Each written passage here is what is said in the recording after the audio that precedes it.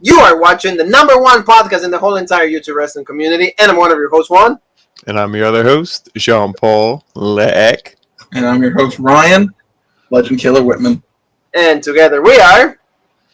Row Break. And see, it's a special edition of AEW Dynamite on a Saturday. They actually messed up with us because it said 6 o'clock and actually took another half hour for actually the show to start, so it turned out to be 6:30 because of the NBA playoffs. But we kind of have a conspiracy theory here and saying that very strangely, like NXT Takeover pre-show started at 6:30 also. So we see a little bit of bubbly happening right there, but like it's cool to have the whole gang together. See, normally it's like Jean-Paul and myself, and we got the Legend Killer. He also like watches Dynamite right there, Mm-hmm. There you go. Like Jean-Paul is like in disguise, Mark. Low key Mark for like AEW. So he's showing right there. So he got like the toys and like they're selling out pretty well. So it's pretty good. And like before we start, Jean-Paul, like, the quality is good. Do you like them? Did they come out good? Yeah, definitely. I mean, I can't wait for Wave 2. I already have the full scale ring with the exclusive Kenny Omega figure coming. Hopefully like late August. So it's legit. Yeah, and Ryan is also like you're getting your own set of figure like of like things, right? You're all getting like at least get a Jericho. Yeah, see, and he's good. So like we're gonna be talking about AEW Dynamite. Like I said, we have a great review of NXT Takeover 30 in the channel already, so please check that out. It was a really cool show, but we had to pretty much watch both shows. So we like pretty much wrestle out. And tomorrow we have like Summerslam. So can this ever stop? No, it never ends. No, and we never see it coming. Yeah, we saw this coming. We saw it was going to be wrestle out. But it's always good because we love you guys and we love to talk about professional wrestling. So, before we do, that, please, follow like the social media pages. And thank you for the love and support that you guys give us. Because every time that somebody gives us an opportunity, it's like, these guys are legit. Legend Killer is great. Jean-Paul, the best booker. And yours truly, he's all right. He knows a little bit about what he's talking about. So good stuff. So thank you so very much, family. So let's start like with AEW Dynamite. They opened the show with FTR, the revival for the WWE marks right there, going against Private Party. So let's start out with the Legend Killer, Ryan Whitman, because he's not here for the Dynamite. So like, let's open up with him. Did you like this match? It was a fine match. I think this match, I think a few of the other matches on this card tonight, I found myself a lot where like I'd start watching the match, I'd be like, all right, it's kind of getting a little boring, a little too much tag team action for my taste. Where I find myself looking down at my phone throughout some of these matches. But for this match in particular, I would say is one of the stronger tag team matches on this card. The one spot that I liked in particular was when it was almost like a springboard stunner, which I thought was really neat looking. But overall, that was a fine match. Yeah, no, it was I think that like I want to ask you like so far in your opinion, are they portraying the revival or FTR better than what WWE did, or like is this falling into the WWE category? I think they could be portrayed better. I would say it's almost evenly, but I think that they don't plan on keeping them where they are right now. I think it's kind of just they're kind of going through the motions right now. And I feel like they're just getting ready, and they're just going to skyrocket them to the moon with a push. Yes, yeah, it was, the Private Party, like, is supposed to be, like, this team that is supposed to be the future of the tag team division in AEW and in wrestling as a whole. So let's go with the best booker in the wrestling business, Mr. Leck. What do you think about this match? Well, I mean, I agree with both you guys. Private Party is definitely a team of the future. FTR is the team of the now. So they needed to get the win. The match did go a little too long. Like you said, I mean, this pretty much AEW is where you're like, oh, there's too many spots. You're just like, oh, all these crazy tag team moves. You almost don't even know who's legal. There's not even that many legal tags. Things don't make sense. So you're just kind of like, okay, whatever. FTR kind of slows it down. So this definitely was the best tag team match of the night, I thought. But it did go a little long. The only thing that I don't like is when you said, are they using FTR correctly? And did WWE use them better? I'm going to say if you're going overall, both places, yes, WWE has used them better. Because how do you say FTR in this match, oh, they're the #1 contenders. Then like halfway through the show, you get that pinhead, Alex Morvez, and he's like, oh, yeah. So then we have a gauntlet match next week to determine who will face Kenny Omega and Hangman Page at, All Out or whatever it is. And it's like, Well, why wouldn't it just be, the number one contenders? Why do they shouldn't call them number one contenders. They should say they are the number one ranked tag team. Don't call them number one contenders and then, now they're not number one contenders anymore. But, that to me is the only thing I don't like. But, this right here, we didn't touch on that yet. Tully Blanchard was with them.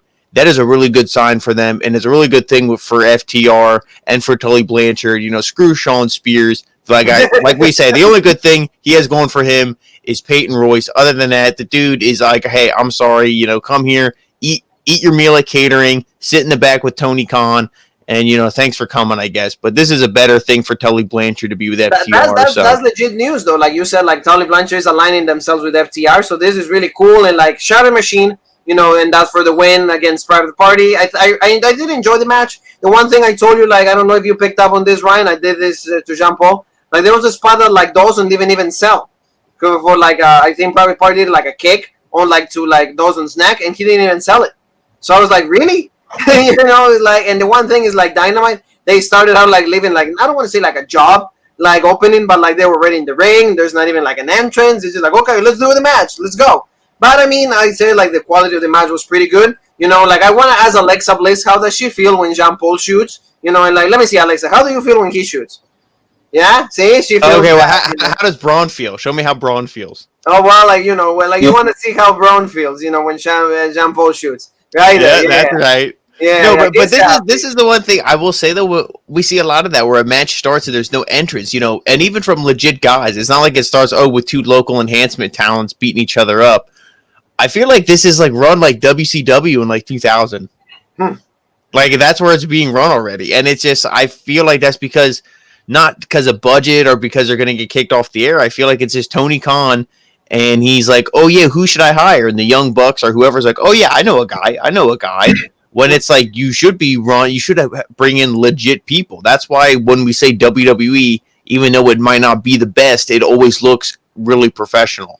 And it's done very professional. I think that, like, AEW started out, like you said, always good, but, like, when it comes to, like, portraying people, with the decision-making, it has, like, done a lot wrong or like has really not given the opportunity to guys that should deserve an opportunity. So that's the one thing that like a lot of people complain. It's not only you, it's not only me, it's not only Ryan, it's like a lot of people say, hey, there was some people have been portrayed good, like in the case of Jon Moxley that we're gonna talk in like a little bit, but like some others, like Brodie Lee just today, some justice happened to Brodie Lee.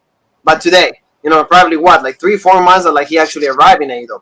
But let's talk about to like Jon Moxley. He actually had a promo, and in the promo, like he's talking about MJF because they're gonna have the match at All Out, and pretty much in the promo that he says is like, I don't know why there exists so many like stupid people like MJF that only think about in the past. Only exist like the present is the only one thing that actually matters, and the legacy that you leave. So like MJF's like stupidity is like is gonna like cause you. For you to like not win the championship. And he says, MJF has the quality and the talent to be a world champion. But, this is not going to be the time. And All Out, I'm going to beat you up. I'm going to like headbutt you all over and then all of that. So I really think that like he got a good promo. Jon Moxley, outside of like the wrestling ability, I think that the promo ability overpowers that. For me, is like what really gets me behind that. And I want to start with the Legend Killer just because, like I said, he's new. He's like his debut on AEW. So, like, tell me about Jon Moxley and how he's being portrayed on, like, AEW on its own. Do you like this version of Jon Moxley or, like, do you miss Dean Ambrose? Oh, no, I definitely don't miss Dean Ambrose. Fuck this shit, right? Fuck them. Yeah, no, was never a big Dean Ambrose mark. I'm okay with the way they've been portraying Jon Moxley. I am to the point now where I'm ready for Moxley to drop the belt to MJF on September 5th, hopefully. But yeah, the promo itself was fine. Me personally, I'm not as interested in a babyface promo. Not that he's not the most stone cut babyface. He's kind of more along the lines of like almost like a stone cold rough around the edges, but just not as interesting. And it's not trying to disrespect Jon Moxley. It's just you can't be as interesting as Stone Cold. But the overall promo was fine. Yeah, I agree with you. So now let's go to right here.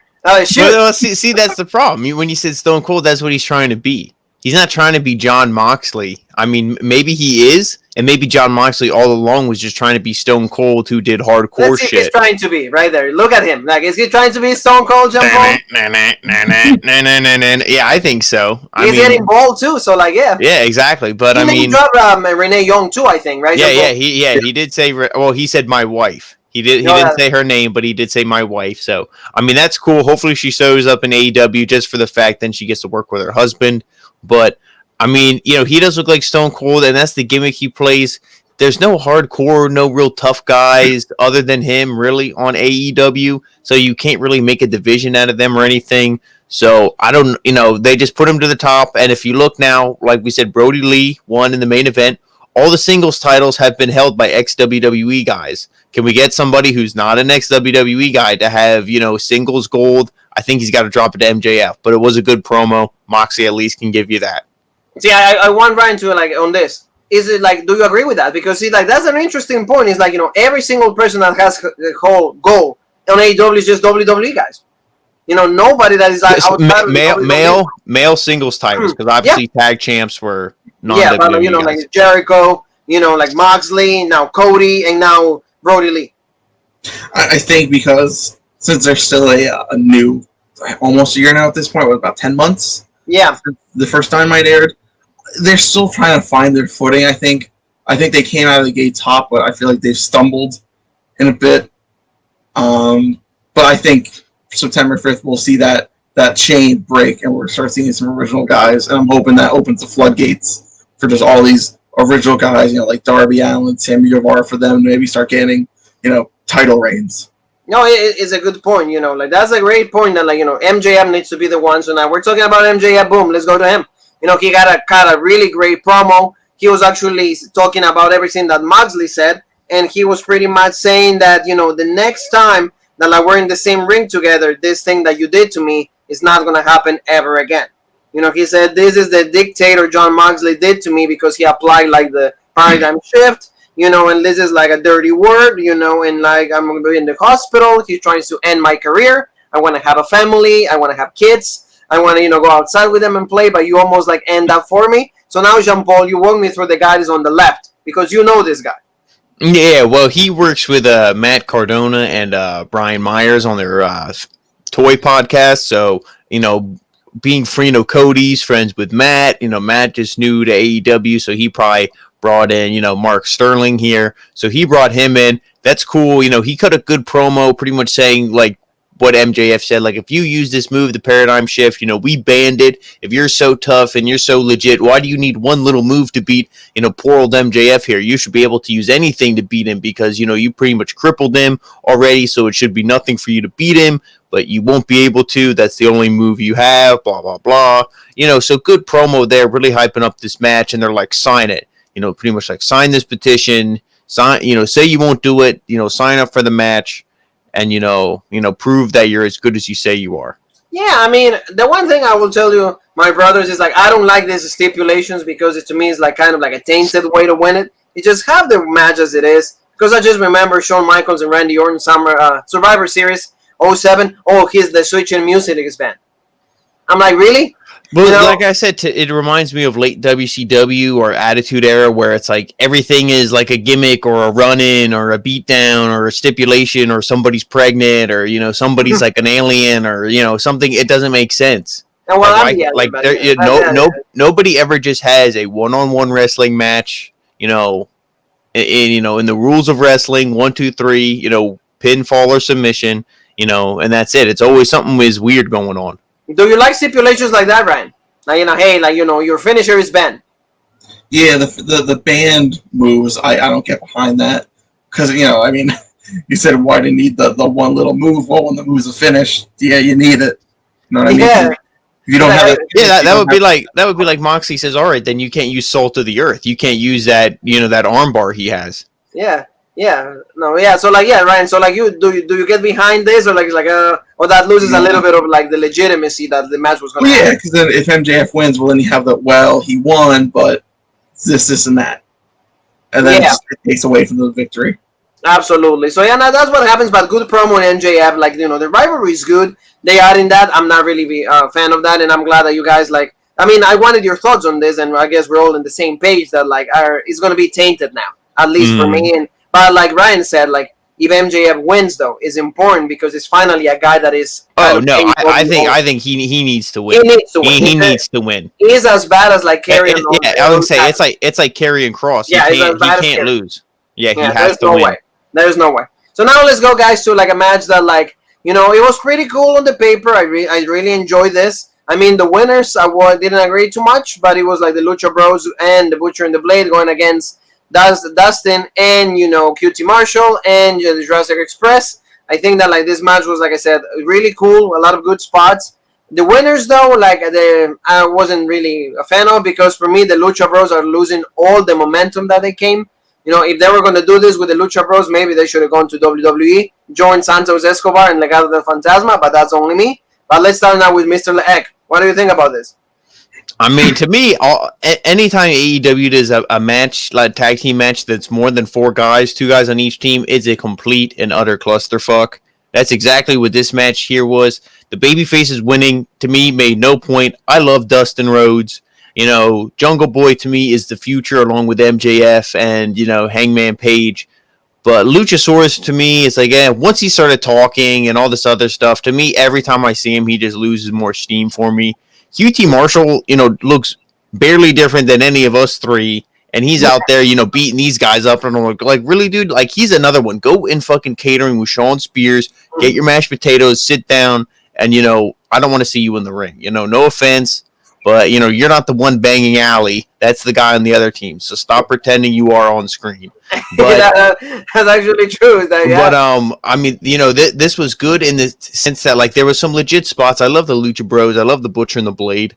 But they should have won this match. At the end of the thing, because we don't got to go through it all, because how could you? You were watching the Superior show in NXT Takeover 30. So, it's shooting right now. Shooting. But, at the end of this thing, they go for the package, like the stunt pile driver. He sets it for the package pile driver and then the stomp. And I believe it was the Blade who was up there, and Penta's like, no, that's Phoenix. That's not you. You can't do that. This is bullshit. And then they're all like, oh, blah, blah, blah. And they're all like jaw-jacking. And then he gets what? I think he rolls him up. And Jungle Boy rolls him up. Yeah, then 1, 2, 3, and then done. And then they all start yelling, and it's like, why don't, just pin him? Then you see like this. Yeah. Like, what the hell? Why are you not watching Robrick? See, that's what happens. Imagine if Shawn Michaels got in everybody's face for doing a super kick. Yeah. So, there'd be no wrestlers. That's the thing that I don't know why was this done the way it was done, but like Legend Killer, help me with this. Why was this done? Like, what was the point of this match? I'm gonna say that the match itself wasn't too important, and I'm totally okay with the babyfaces going over here. Just because since the match wasn't that important, I think what it set up afterwards is what matters. With Eddie Kingston coming out and setting up this, stable. Now is, I guess, what's gonna be going forward. So I'm very excited to see where that goes, and that's why I'm okay with the babyfaces going over here because it allowed the dysfunction between the two and Eddie Kingston to come out, try to fix everything, and just kind of bond everybody, bring them together. And see what this group can do now going forward with Dynamite. Yeah, no, like he came out and like he was like reminding everybody of like we're like you're like the Lucha Bros, the best tag team, like the best luchadors, the Butcher and the Blade, one of the most dangerous tag teams of in all the world, and we can't be divided. If we're united, we're gonna conquer everything. But see, he gave this look into the heart of the camera, so there's probably some kind of inner motives that like Eddie Kingston has. So we'll see what happens with that. I mean, like you said, they set up a story. We'll see where they go with this. The only thing bad for the Lucha Bros.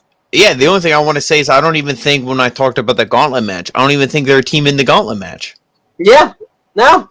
Yeah, you got teams like the Best Friends, which I'm sorry, they're pushing Orange Cassidy to the moon. The Best Friends are like little fucking accessories. They're not even a team. It's just like, oh, it's Orange Cassidy and these 2 other guys. And then it's like you have these legit tag teams and they lose. And like Ryan said, okay, the babyfaces went over. I guess it was for a story, even though you could have just told that story without them losing. But, they could have won the match but still been arguing and then maybe start beating each other up if you want to do that. But I don't know why you're going to put these guys over as in the babyfaces and you don't do anything with them. Oh, okay, the Natural Nightmares win a match with Jurassic Express, and then they'll just go on to not wrestle on Wednesday, but they'll just be wrestling on Tuesday on YouTube. Yeah, and it's like, oh, okay. Actually, in AEW Dark, they have a lot of matches. You're right. There's like a pretty much like the AEW Underground. You know, that you get to see a lot, like every single guy that you don't see on Dynamite. So they keep winning on Dark. They win matches here, but then in a gauntlet match that shouldn't even exist, they're not even in it. So it's like, okay, what was the point? It is true. So now let's go to like Le Champion and Orange Cassidy. Like Le Champion came out. He's actually talking about like, let's raise the stakes because like you finally had a win over me. We're even, so let's make it a final match at All Out. And this match is gonna be the Mimosa Mayhem match, and like he's asking like, well, you probably are asking like, what the hell is a Mimosa Mayhem match? And it's like pretty much like what, like it was like 80 gallons of like orange juice against 50 gallons of a little bit of the bubbly, and whoever wins is gonna like pour out like the other liquid, if I'm not mistaken. No, it's a pinfall submission. You lose in a pinfall, a submission, or if you get thrown into the giant like pool of mimosa. Oh, mimosa, like like the one was like what is it? Freshly squeezed orange juice and like a little bit of the bubbly. I think it was, yes. Yeah, it's them mixed together as a mimosa. Like mimosa. Okay, so like like what are your thoughts on this, Ryan? Le Champion, like I maybe came out with this. I found it funny how in Jericho's promo he mentioned how he was the creative genius behind the Money in the Bank match, and he brings up a match that I never thought I would see as a wrestling fan, but never say never. But a Mimosa Mayhem match, what the fuck? So yeah, that's what I mean. Like it is like, okay, like they have to come up with like, I guess, like crazy ideas. So now let's go with Jean Paul, because this is do you remember many months ago when AEW first started and it was so legit and we were so happy, and Kenny Omega and Pac had some matches, and Pac said, I want my rubber match, and he would beat up that greasy fuck Michael Nakazawa, and he's like, give me my rubber match, Kenny Omega, and he wanted a match to prove who was the best, and we were excited, and we were like, this is going to be legit, because it's going to be a legit match. Then Jericho comes out, I want my rubber match, give me a match, and I'm kind of not the same vibes, but the same thing. Okay. Jericho, like, there's no way, goofy bastard, like, even said, a guy who puts his hands in his pockets. Like, really? So it's like, oh, okay. They're going to be a little bit of, serious here. And then he said the Mimosa Mayhem match, and I completely was like, I'm done.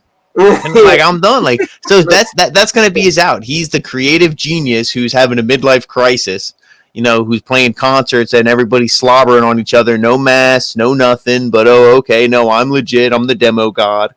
Well, if you ever seen the game God of War, gods can die. So, be careful, Jericho. But, he created this match just so he can get thrown into the vat of mimosa or the pool or however they're going to do it. He's going to get thrown in there, and that'll be his way to lose so he doesn't get pinned by Orange Cassidy twice. Well, yeah, maybe. Yeah, see, he's already, like, booking. See, like, he's always booking. So, I mean, the one thing is like the seriousness of it, and because like they're losing the seriousness, and that's remember when they did the thing on a boat and MJF got thrown into the pool, and like, or he got super kicked in the pool, and everybody was losing their minds because all the fans are like marks and they love everything they do, so they were like, oh my god, this is the greatest thing. They're like, hey, remember when we did that? Let's do it with Jericho. So I mean, like, and they don't want to get in wars with Jim Cornette, and like, they come up with stuff like that. That's all I gotta say. I mean, am I a good fan? I love Le Champion. I'm always gonna love him, but I mean, I don't think that this is like the best idea that he's able to come out, or like Tony Khan. But like, at least they're trying to do something different. We'll see how it turns out in September. September 5th. Like, the three of us will be covering All Out. Jean Paul will be upset. Like, he's already in shooting mode, and then let's get him more upset because he has a beef with like the Young Bucks, and they went with like Kenny Omega against the members of the Dark Order. And this match was happened to be like, of course, really quick. And of course, like, the Young Bucks and Kenny Omega, they won. So like the Dark Order gets already like jobbed out one more time. So like it was pretty much the one win angel 1, 2, 3, and that's all there was to it. So and then Kenny Omega was about to beat him with chairs. And then the Young Bucks like decide, well, Kenny, what are you doing? You're not heel. You're not the cleaner. So like he's like, oh yeah, you're right. Like I just gotta be babyface one more time. So like let's start with like Legend Killer. Did you like this? Good or like Are you do you know the bugs like being like this and Kenny, or like you think Kenny can be portrayed better? I'm not a big fan of the Bucks. I do like Kenny on this. There they are, the Young Bucks. There they are. It felt like a match that just they want to get the Young Bucks and Kenny on the show, so they just put this match together. I was surprised. I thought for sure Omega. I thought for sure it'd be like he has all the figures, around that. That's how much he hates.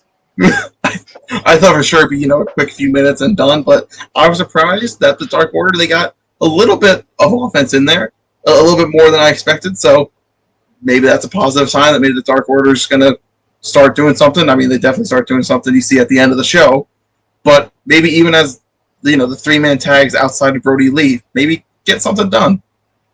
That's what they should do. Like win. Get it, because the Dark Order is supposed to be great. I always say the promos, join the Dark Order, we're like dark, it can be the coolest thing ever, and then they completely botch that, to the moon.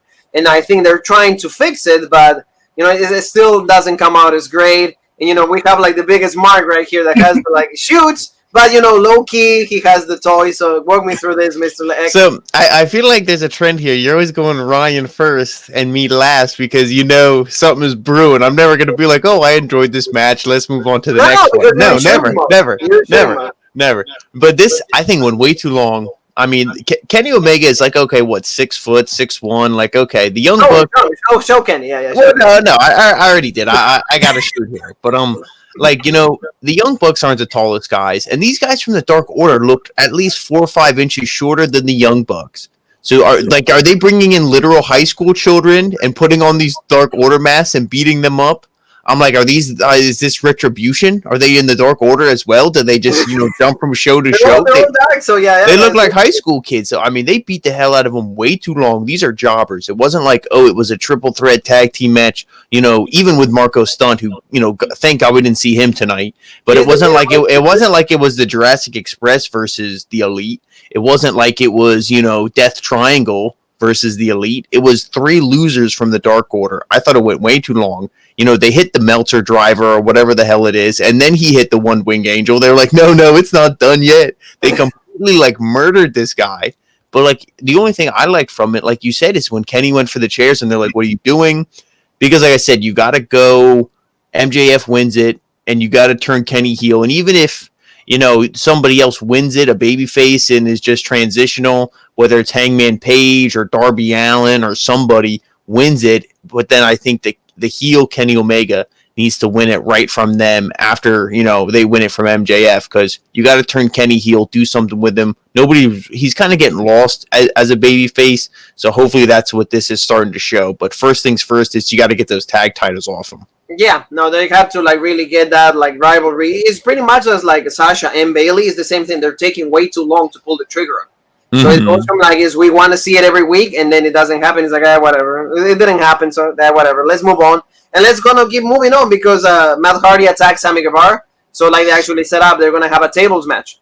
Next time, next episode of Dynamite. So they're gonna have a tables match, so it's cool. And they probably got the idea because Matt Hardy got busted open and he got 10 inches. And Sammy Guevara did that unintentionally. He just threw the chair. Wait, did you say he has 10 stitches or inches? No, I did say inches, but I meant stitches. Yeah, inches because they don't wonder him and Reby Hardy have 30 kids. Well, there you go. I mean, no, I meant to say stitches because I think he got a lot of heat, Sammy Guevara, because of from that chair shot, yeah. But of course, because they ride as they go. They say, hey, since we're talking about the tables, they have a tables match or chairs and all of that involved. So we'll see what happens on that.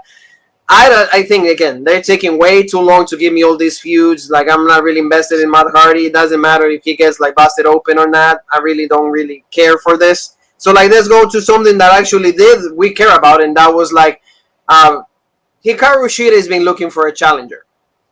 And, I guess there's no women in AEW that, can actually challenge her. So, Penelope Ford was already dropped out. Nyla Rose dropped out. And Brandy and Ali, and they're all busy with the Deadly Draw. So we got the visit of the NWA champion, Thunder Rosa. she's the one that is going to challenge Hikaru Shida at All Out. So this was actually a very pleasant surprise. She said that she wants a match, and she comes here not to lose. She's actually pretty much throwing a challenge for Hikaru Shida. So this is really cool. As you can see in the picture, she's showing the NWA Women's Championship. So I'm really excited about this. Thunder Rosa is a great wrestler, representing, the Hispanic. So it's really cool. I got to be behind her. I mean, not literally, but like I just got to support her. But I'm really excited about this. So now, okay, Jean-Paul complains that he always goes last. Let's go with you, Jean-Paul. Well, this is the one thing I had literally zero problems with. She had the NWA title. I don't know if that will also be on the line. I don't think so. But one, this is good exposure for NWA.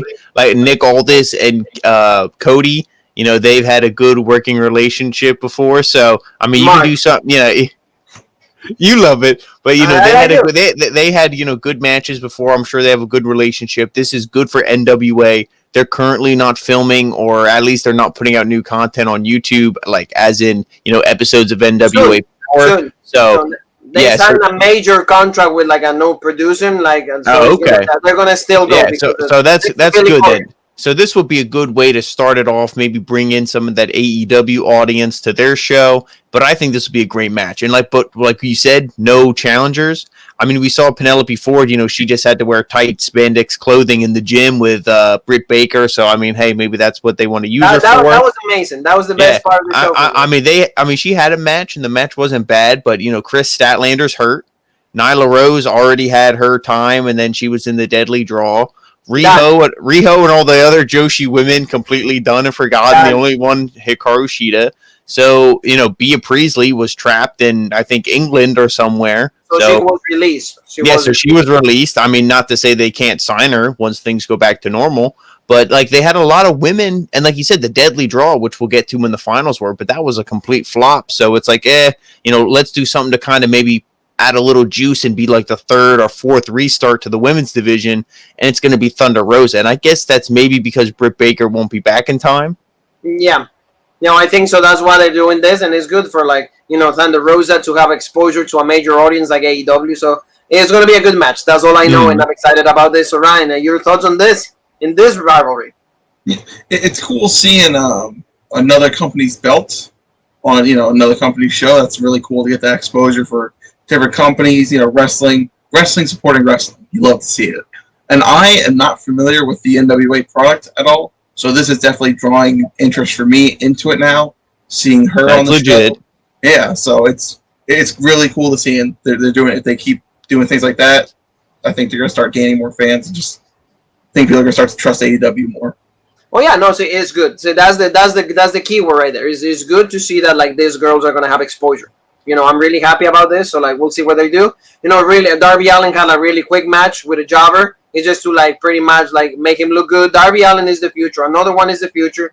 Again, what I always said, to me, is like a low key Jeff Hardy, but I think in a few years he's gonna be the main guy on AEW. If AEW is still around, I hope. Jean-Paul low key. He doesn't want to, but he'll still buy. Oh no! I hope. I hope. I want them. I want them to be good. They just don't So take the book away from Tony Khan. You have how do you have Jim Ross, Tony Schiavone, Arn Anderson, Jake the Snake, Tully Blanchard on your show, and this is what you give us? Yeah, well, that's the truth. So hopefully that's what happens with Darby Allin, but they pretty much pushing a rivalry with Brian Cage. Brian Cage, and also they have Ricky Starks. Taz was like, oh, I have my own Darby Allin, but he's bigger and more jacked than you. And then it was Ricky Starks, who I love his nickname on NWA, the Stroke Daddy. He came out and, he was, gimmicked up like Darby Allin. So that was legit. And like you said, it's a feud with him and Brian Cage. The only thing is, look at Brian Cage there. Look at Darby Allin. Darby Allin looks like the size of Brian Cage's leg. How does Brian Cage not completely destroy him? I know there's underdog stories like, Daniel Bryan against Randy Orton and Batista. There's tons of other, big underdog stories. But really, I don't know. I don't see it. I think Brian Cage is going to just tear through him, and it's okay. Well, Darby's cool, but again, you need to do something with a big guy like Brian Cage, because already his first, main important match with Jon Moxley done. Mm-hmm. Okay, so what do you do with a guy that came with this momentum from Impact? Okay, he was Impact World Heavyweight Champion, and now you just go and that's it? Especially when Taz threw the towel. So Ryan, I know you love Darby Allin. So like, do you like this rivalry, or like, do you think that like they should put like Ricky Starks and Darby Allin, because that would be the best match? You know, these two guys could be like a potential best, really good match. Yeah, I don't quite have an interest. Like, I love Darby Allin, but I don't have an interest in him facing Brian Cage. Not that I don't like Brian Cage, I do, but I think Darby against Ricky Starks would be so much better as a match, and just their styles together, and just, you know, the way they have similar build. Ricky Starks, you know, as Taz said, he is more jacked, but even then their build and their body type is similar.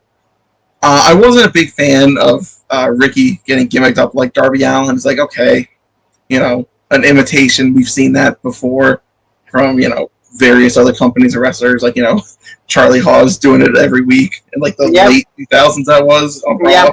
Yeah. So, we've seen it before. It's kind of overdone, but, you know, I mean, it is what it is. I'm not gonna, you know, fault him for it. Just, it's one of those old kind of booking tropes. I would. Yeah, like Jean Paul, he shoots. Yeah. So, like, you know, it's going to be interesting what happens in the development of this story. We're going to be keeping an eye on it. Something that I guess, you know, we got to, like, talk about. It was really quick, but I'm happy with the winners. It's actually the finals of the Deadly Draw, and that was, like, the Nightmare Sisters, Brandy and Ali, against Diamante and Ivelisse. So this was good. You know, the girls come out with, like, QT and Dustin. I don't think that the match was really good. Even, like, the majority of the match, they had it into, like, the... What is it, like the commercial? Picture in picture. Picture in picture, yeah, the picture in picture. So this was what they gave us. But, you know, so tell me, Jean Paul. I was gonna say, well, yeah, Diamante and Ivelisse are, you know, the right winners. I mean, I don't even know if I would have had them win. To me, it should have been Anna Jay and Taya Conte. They should have been the ones who won it, you know, because they're the most legit team, I thought, in this whole tournament. Now, this was probably my second or third choice to win it. But of course, Brandy and Ali, you know, they had to be there with their entourage, and, you know, they had to be in the finals. But like you said, this match wasn't very good. Brandy's not not Brandy, excuse me. Ali's not a bad wrestler, but Brandy is so bad, she takes some of Ali's skill away from her just by being in her corner. So, like, that's why I feel like this match was so bad, and they're like, oh my God, just please go to picture-in-picture commercial, or just like, whatever. Like, let's just get this over with. And like you said, it was short. It wasn't that long, and, you know, maybe it was good that most of the tournament was online and on weekly television. If this is quality. No, this is the only match I watched. Yeah. Yeah, they're like, oh, let's bring Medusa to like show off this trophy, and it's like literally. But he has Brandy. He bought the. I don't have Brandy because she wasn't in the store. They didn't ship her yet. So. He has. Yeah, see, like that's Jean Paul right there. Yeah. So, like, I mean, what do you think, Ryan? What do you think about like this? You know, this feud and this match, and like, are you happy with Diamante and Ivelisse as the winners? Well, this is where my DVR then went dead on me because of the basketball game going a half hour late. I did not get this match in the main event, so I don't have too much to say about the match itself because I didn't watch it. But I mean, the fact that it's a trophy and not an actual women's tag belt, it's interesting. I feel like in wrestling, when you have somebody win a trophy, doesn't really mean anything. Like, are you ever looking at, like, you know, like, oh, Big Show, like, oh wow, he won the Andre the Giant Memorial Battle Royal. Like, you don't care about that. Who cares about that?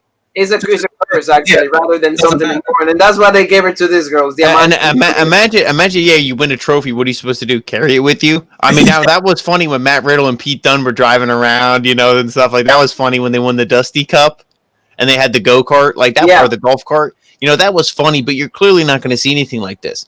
I think this was all done. I don't know what you guys think. I think it was done to try to draw attention to the women's division because they tested the waters by their fans, and that was the demographic, or maybe not the demographic, to quote Chris Jericho, but that was the area that suffered the most. Nobody cared about their women's wrestling. They do this, and I don't think it helped at all. Oh, yeah. No, they didn't do any favors. So pretty much that's what happened. So now let's go to the main event, guys. And the main event was actually the TNT Championship match, and that was Cody against Brodie Lee. This was actually a match, also really quick, you know, like one-sided, and pretty much we have finally a new champion. So Brodie Lee, finally the exalted one, was received a little bit of justice. The match, like I said, dominated. Like Cody pretty much was wiped out, and then like super kicks, and there's the discus clothesline, you know, twice, 1, 2, 3, and then we have a brand new TNT champion in Brodie Lee. What do you guys think? Let's start with let's start with Ryan, if you allow me, Jean Paul. If you're not. Oh yes, please. I'm cool with Brodie Lee. grabbing the belt here. Cody's had some, I'd say he's had some pretty good matches, these past month or so of him defending the title week in, week out.